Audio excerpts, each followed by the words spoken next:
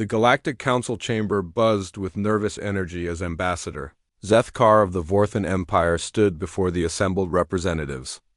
His crystalline skin shimmered with anxiety as he activated the holographic display, showing footage that would change everything the galaxy thought it knew about humanity. "Esteemed counselors," Zethkar began, his voice carrying the tremor of someone who had witnessed something beyond comprehension. 3 cycles ago, we made contact with a species, calling themselves humans, from a planet. They name Earth. We believe them to be another primitive civilization, ready for peaceful integration into our galactic community. The footage began to play, showing pristine white corridors of a Vorthan research facility. Council members leaned forward in their seats, their various appendages and sensory organs focused intently on the display. The Vorthans were known throughout the galaxy as master geneticists and biological engineers, capable of creating perfect specimens of any species for study and improvement. "We followed standard protocol," Zethkar continued, his tone growing more strained. "We collected specimens for biological analysis and cultural study. The humans appeared docile enough. Bipedal mammals, no natural armor, no venomous secretions, no electromagnetic capabilities. They seemed harmless." Counselor Tisara of the Serpentine Collective hissed softly. "Surely you performed the standard stress tests? No species integrates into galactic society without proving their resilience." Zethkar's crystalline form flickered with embarrassment. "We did. That's when everything went wrong." The holographic display shifted to show a sterile examination room where a human male sat on a metal table. He appeared calm, almost bored, as Vorthan scientists in protective suits approached with various instruments. The human had introduced himself as Marcus Chun, a cargo hauler from Earth's outer colonies. Subject appeared cooperative during initial phases, Zethkar narrated. Standard physical examination revealed nothing unusual. Bipedal locomotion, binary circulatory system, carbon-based physiology, all perfectly ordinary for a Class M species. But then the testing began. The scientists started with basic physical assessments. They measured the human strength, expecting results similar to other mammalian species they had studied. The first shock came when Marcus casually lifted a weight that should have required mechanical assistance. "Curious," one of the Vorthan scientists had noted in the recording. "Subject demonstrates strength approximately 3 times greater than predicted based on muscle mass analysis." The tests escalated. They introduced mild electrical stimulation to test nervous system responses. Marcus flinched but showed no signs of distress that would indicate system overload. They increased the intensity. Still, nothing beyond basic discomfort. At this point, Zethkar explained to the increasingly uncomfortable council, we began to suspect we were dealing with a species that had undergone significant genetic modification. No natural creature could demonstrate such resilience. The footage continued showing test after test. Temperature variations that should have caused hypothermia or heat stroke barely affected the human. Atmospheric pressure changes that would crush most species' respiratory systems were met with mild complaints about ear pressure. Gravitational stress tests designed to measure bone density revealed a skeletal system that seemed impossibly robust.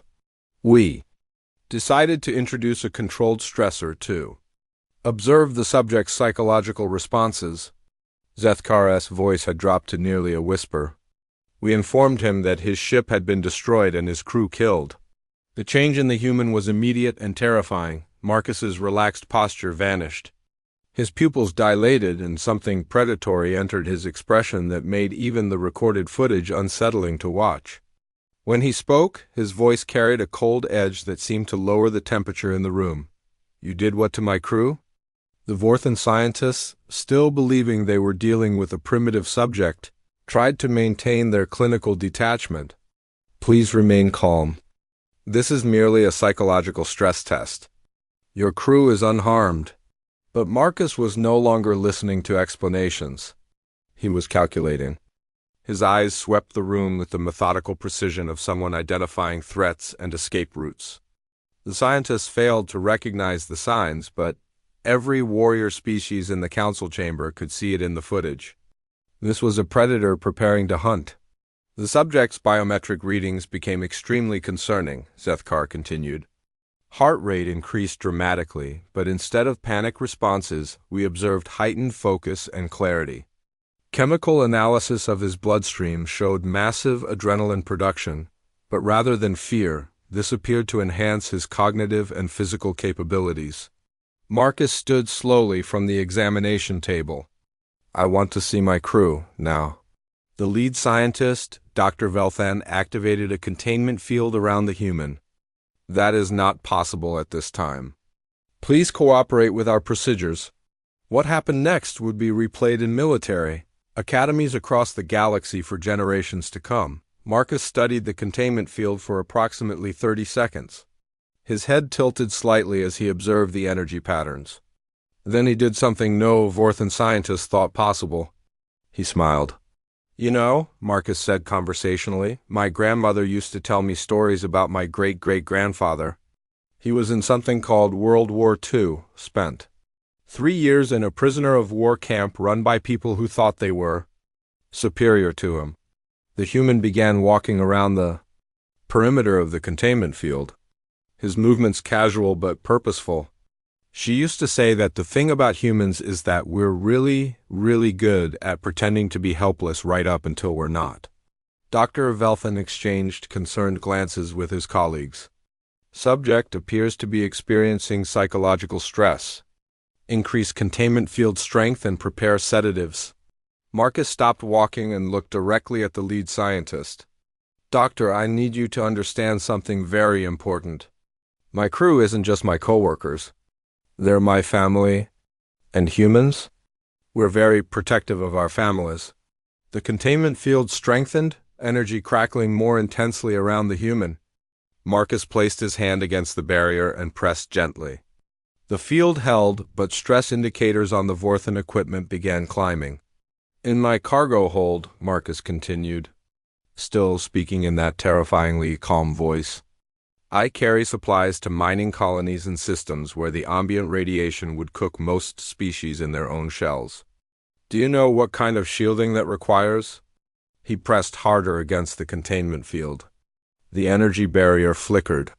My ship's hull is made from materials designed to withstand direct impacts from micrometeorites traveling at significant fractions of light speed.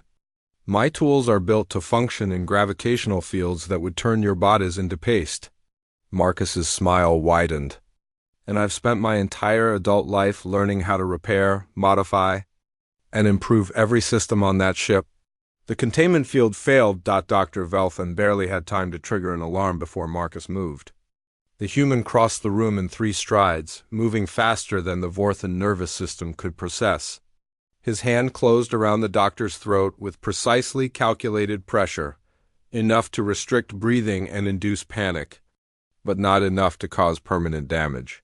Now, Marcus said, his voice still conversational despite the chaos erupting around him, let's talk about where my crew is. Security forces poured into the room, wielding energy weapons designed to incapacitate any known species. Marcus used Dr. Velthan as a shield while simultaneously analyzing the weapons configuration with the eye of someone who understood energy systems intimately. Pulse weapons, he observed clinically, probably set to stun. Wide dispersal pattern, designed to overwhelm nervous systems through electromagnetic disruption. He adjusted his position, using the room's equipment as cover. Unfortunately for you, humans developed countermeasures for electromagnetic weapons about 200 years ago. He pulled a small device from his clothing, something the Vorthans had dismissed as primitive personal electronics during their initial scan. Marcus activated it, and every energy weapon in the room immediately shut down as their targeting systems were overwhelmed by sophisticated electronic interference. The security forces, suddenly armed with nothing but decorative batons, hesitated. Marcus didn't. What followed was a masterclass in human combat doctrine that left the watching council members stunned into silence. Marcus moved through the Vorthan security team like a force of nature, using their own equipment against them, exploiting weaknesses in their formation that they didn't even know they had, and demonstrating a level of tactical thinking that suggested humans had spent considerable time learning how to fight creatures much larger and stronger than themselves.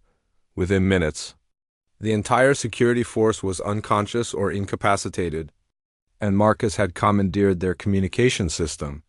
"Attention Vorthan facility," his voice echoed through the ship's speakers. "My name is Marcus Chung, cargo hauler, Earth Colonial Transport Union member, and currently very unhappy customer. I want my crew returned unharmed, and I want off this ship. You have 1 hour to comply." The recording paused as Zethkar looked around the council chamber.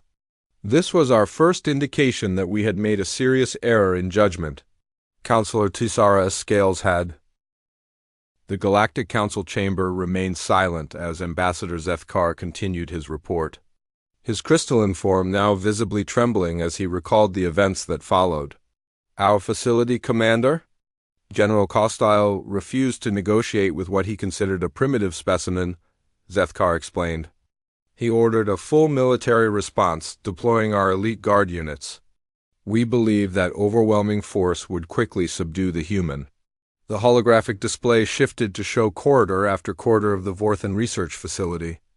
Emergency lighting cast eerie shadows as heavily armed soldiers moved through the passages with practiced precision.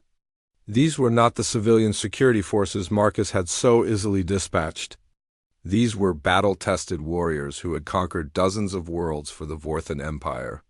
Marcus Chun had disappeared into our facility's maintenance systems, Zethkar continued. Our thermal imaging could not track him. Our motion sensors detected nothing.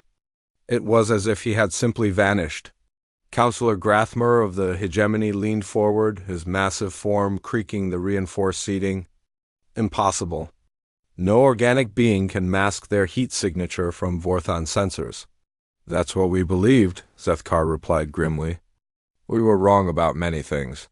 The footage showed the elite guard units methodically searching the facility. Their advanced armor and weapons represented thousands of years of military evolution, designed specifically for subduing hostile species during integration protocols. Each soldier was enhanced with cybernetic implants that should have given them overwhelming advantages in speed, strength, and tactical awareness. The first indication that something was wrong came when Sergeant Voshkri's unit reached the power distribution center. The lighting flickered once, then stabilized. The soldiers barely had time to register the anomaly before the gravity generators shut down. The human had accessed our power grid, Zethkar explained. But rather than simply shutting everything down, he began manipulating our systems with surgical precision. Gravity failed in specific sections while remaining normal in others. Environmental controls created localized atmospheric disturbances. It became clear that he understood our technology better than we did. In zero gravity, the heavily armored Vorthan soldiers became clumsy and disoriented. Their equipment, designed for standard gravity operations, suddenly became liability rather than advantage. But somewhere in the darkness of the maintenance shafts, Marcus Chen moved like he had been born in zero gravity. The first soldier disappeared without a sound. One moment, Corporal Threndai was securing the rear of the formation. The next moment, his communication signal went dead. When his squad mates turned to investigate, they found only his weapon floating freely in the corridor, disabled with the same electronic interference device Marcus had used earlier. We lost visual contact with multiple units simultaneously. Zethkar's voice carried the weight of someone reliving a nightmare. The human was picking off our forces one by one, using our own facility against us. The next phase of Marcus's assault demonstrated something that terrified the watching council members, even more than his combat skills. His capacity for psychological warfare. The facility's communication system crackled to life with Marcus's voice, but now he was speaking directly to the Vorthan soldiers. I know you can hear me, Marcus said, his tone almost sympathetic. You're scared. You should be. But I want you to understand something important. I don't want to hurt you. I just want my crew back. General Costellet's voice responded over the CUM system. Human, you are surrounded and outgunned. Surrender now, and we will consider clemency. Marcus's laugh echoed through the corridors. General, I've read your species' military history. You've conquered 47 worlds in the last century. Very impressive. But you've made one critical error in your calculations. And what is that, Primitive? You've never fought anyone who fights back the way humans do. What followed was a lesson in asymmetric warfare that would fundamentally change Galactic Council military doctrine.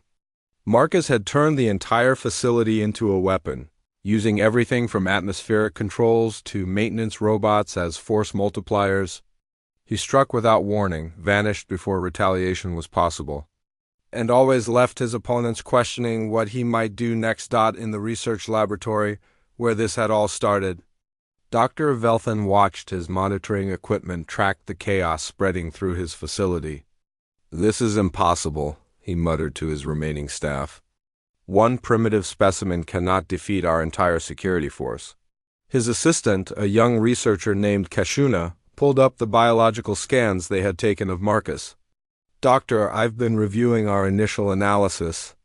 I think we may have misunderstood something fundamental about human physiology." "What do you mean?" Kashuna highlighted several data points on her display. "Look at these bone density readings, and the muscle fiber composition, the cardiovascular efficiency. Doctor, these aren't the biological markers of a peaceful species." Dr. Velthan studied the data more carefully. "Elaborate. Every indicator suggests this species evolved under extreme survival pressure. Dense bones to withstand high-impact trauma.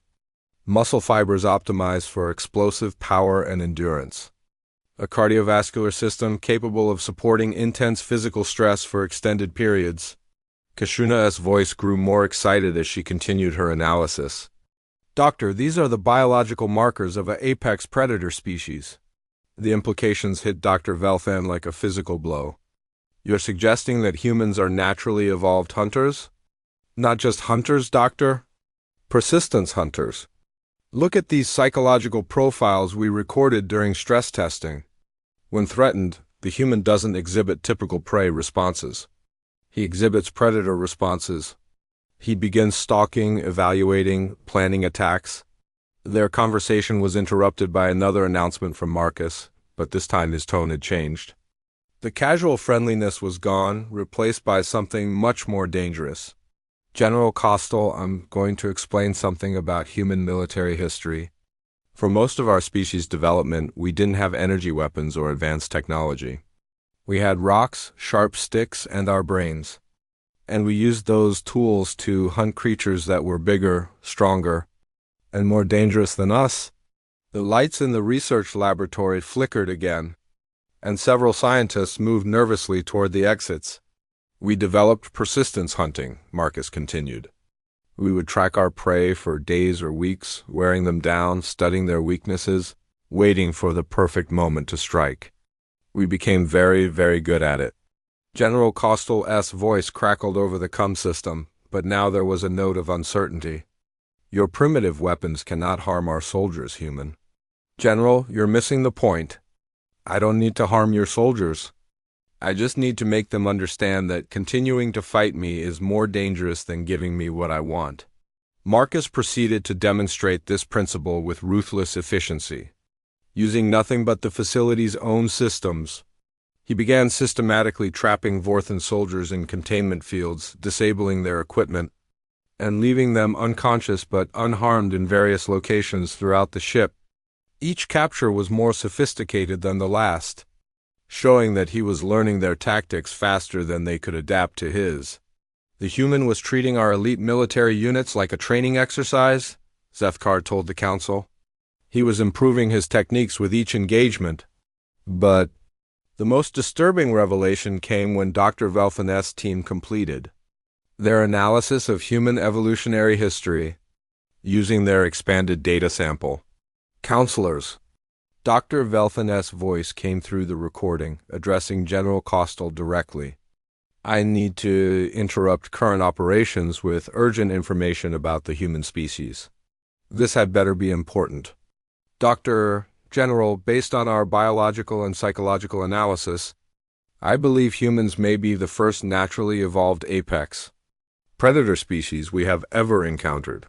The communication channel fell silent, except for the sound of energy weapons and Marcus's continued tactical announcements in the background. Explain, General Costal demanded. Every species in the Galactic Council evolved as either prey animals who developed intelligence to avoid predation, or social species who developed technology through cooperation.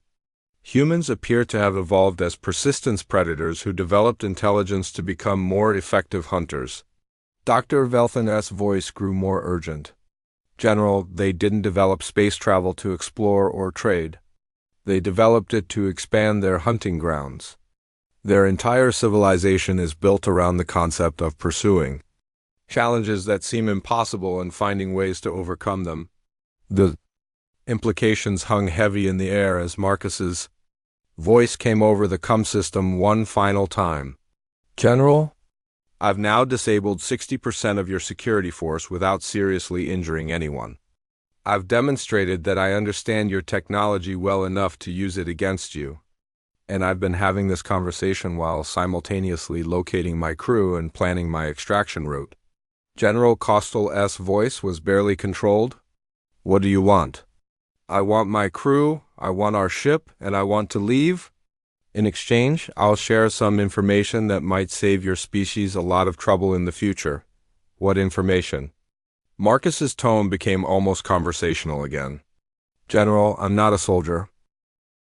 Ambassador Zethkar's crystalline form had dimmed considerably as he reached the final phase of his report to the Galactic Council.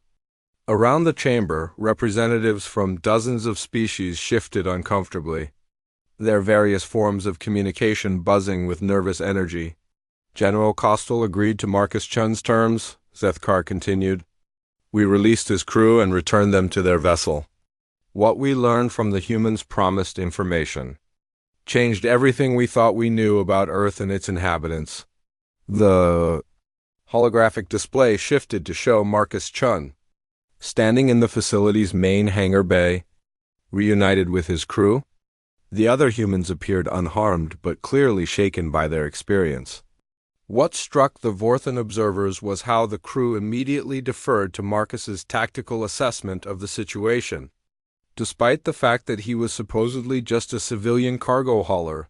Tell us about your military, General Costal had demanded. His pride clearly wounded by the humiliation of the past few hours. Marcus looked around the hangar bay, noting the positions of still active weapon systems and escape routes with the casual efficiency that had become terrifyingly familiar to his captors. General, that's a complicated question. See, humans don't really separate civilian and military populations the way you do. Explain. Every human learns basic combat skills as children. We call them sports and games, but they're really training exercises. Wrestling, boxing, martial arts, strategy games, competitive shooting. By the time a human reaches adulthood, they've already developed reflexes and tactical thinking that most species reserve for their elite military units. Dr. Velthan stepped forward, his scientific curiosity overriding his fear. But surely your actual military forces are significantly more capable? Marcus's crew exchanged glances, and several of them smiled grimly. Marcus nodded toward a woman with graying hair and calloused hands. This is Elena Vasquez, my ship's engineer. Elena, tell them about your background.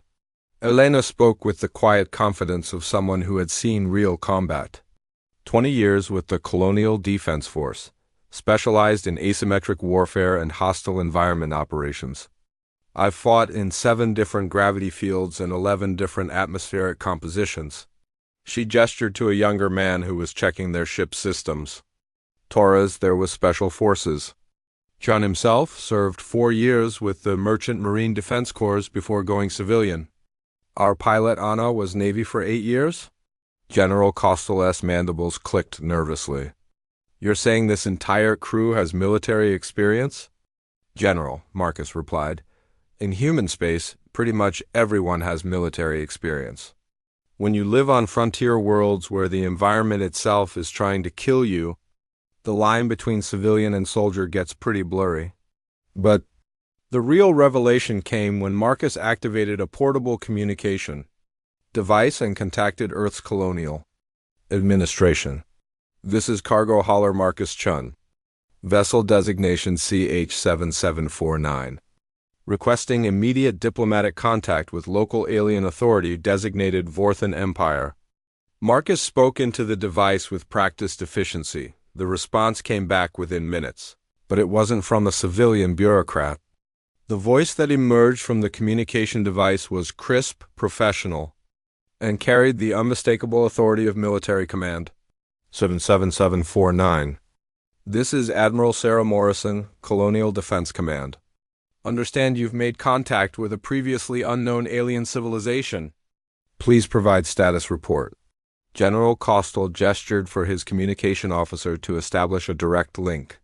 When the holographic projection stabilized, the Vorthans found themselves facing a human female whose presence immediately commanded attention. Admiral Morrison was smaller than Marcus, showing no obvious physical enhancements, but something in her bearing suggested she was far more dangerous than the cargo hauler who had just dismantled their elite security forces. General Costal, I presume? Admiral Morrison said politely. I understand there was some confusion regarding our standard diplomatic protocols. Admiral, General Costal replied carefully, your citizen has demonstrated capabilities that we find concerning. Admiral Morrison's expression didn't change, but something cold entered her eyes. General, Marcus Chun is a civilian cargo hauler. If you're concerned about his capabilities, perhaps we should discuss what constitutes normal human-civilian training.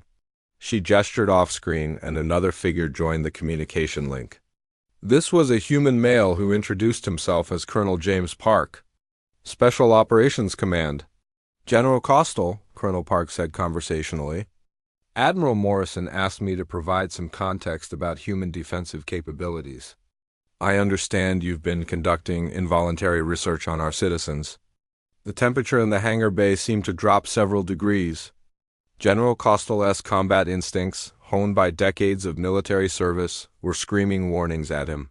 It was a standard integration protocol, he managed. I see, Colonel Park replied. General, I think there may be some fundamental misunderstandings about human civilization that we should clear up. What followed was a briefing that left every Vorthan in the facility, and later every member of the Galactic Council, fundamentally reconsidering humanity's place in the galaxy. Human space currently encompasses approximately 40 star systems, Colonel Park began.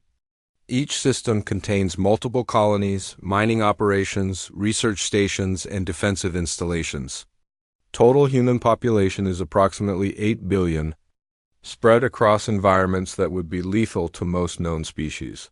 He activated his own holographic display, showing star charts that made. Several council members gasped in recognition.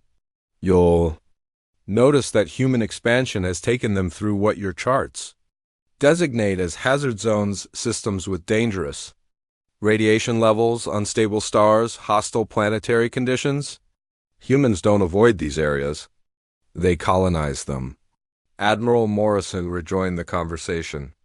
General, every human colony exists in an environment where constant vigilance is required for survival. Our children learn tactical thinking, resource management, and emergency response protocols because their lives depend on it. But surely, Dr. Velthan interjected, your military forces represent a small percentage of your population? Colonel Park's smile was genuinely friendly, which somehow made it more unsettling. Doctor, that's where you might be misunderstanding human social organization. We don't maintain a separate military caste. Every human adult is part of our defense structure.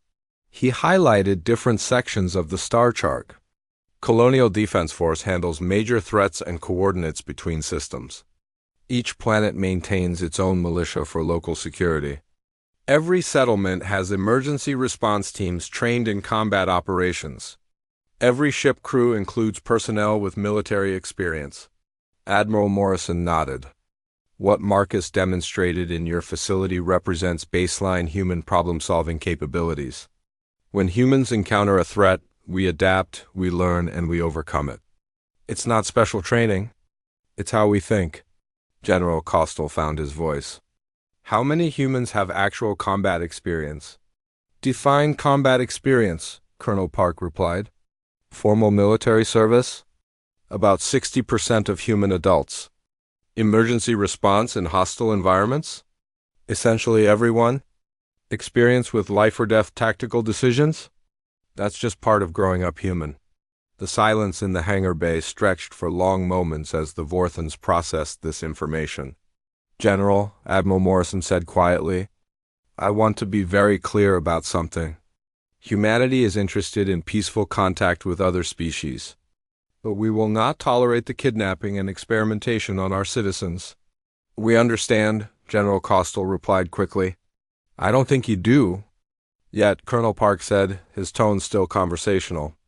General, the force you deployed against Marcus? The elite soldiers, the advanced weapons, the sophisticated containment systems? We have detailed sensor readings of that entire engagement. He paused to let that sink in. Your elite soldiers move too slowly. Your weapons are too specialized. Your tactics assume your opponents will behave like prey animals when threatened. Marcus was operating under strict rules of engagement to avoid unnecessary casualties. Admiral Morrison leaned forward slightly. General, if humanity was genuinely threatened, Marcus wouldn't have been trying to escape. He would have been trying to eliminate the threat permanently. The recording ended as Ambassador Zethkar turned back to the assembled council. 3 days later, Zethkar concluded, We received a formal diplomatic communication from the Human Colonial Administration. It was a simple message. Humanity is willing to discuss membership in the Galactic Council as equals, or to be left alone in our space. What we will not accept is being treated as subjects for study or integration. Counselor Tisara S. Scales had shifted to a deep purple that indicated serious concern. What was the Council's response? Immediate acceptance of humanity as a sovereign species with full diplomatic status, Zethkar replied. The alternative was too dangerous to consider. High Counselor Vraktam, ancient leader of the Council, spoke for the first time during the session. And what is your assessment of the human threat level, Ambassador? Zethkar's crystalline form flickered with uncertainty. High Counselor, I believe we may have encountered the first species in galactic history that is genuine.